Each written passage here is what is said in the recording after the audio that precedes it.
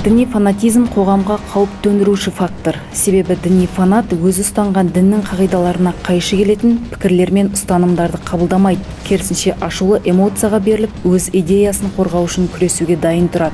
Діни фанатизмге бой алдырған азаматтар еліміздің мүддесін, ұлтымыздың салт дәстүрі мен мәдениетін жоққа шығарып, көпшілік арасына іріткі салады. Ал осы жағдайдың соңы неге апаруы мүмкін? Маман пікірін тыңдап көрейік.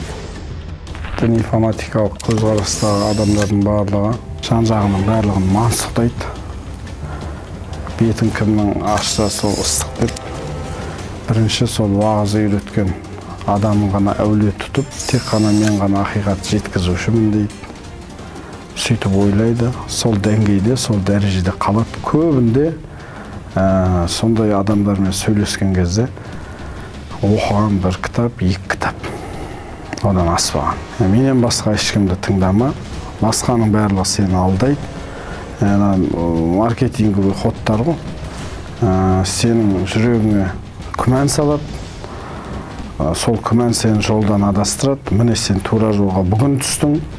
Енді осыдан тайма, әкеңді тыңдама, шешеңді тыңдама, ғалымды да тыңдама, маманды да тыңдама, имамды да тыңдама деп айтып қояды. Бұның ақыры отбасынан айырылуға апарады, ортасынан айырылуға апарады, жұмысынан айырылуға апарады. Адекватты жауап беру, салқынқанды ойлау дегеннен кетіп қалады.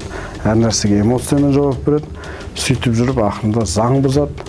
Фанатизм негізі білімсіздіктен бастау алады. Сондықтан біз барлық рухани қажеттілікті ақылмен саралап қабылдауымыз керек. Бұл қоғам тұрақтылығы мен ел бірлігі үшін өте маңызды.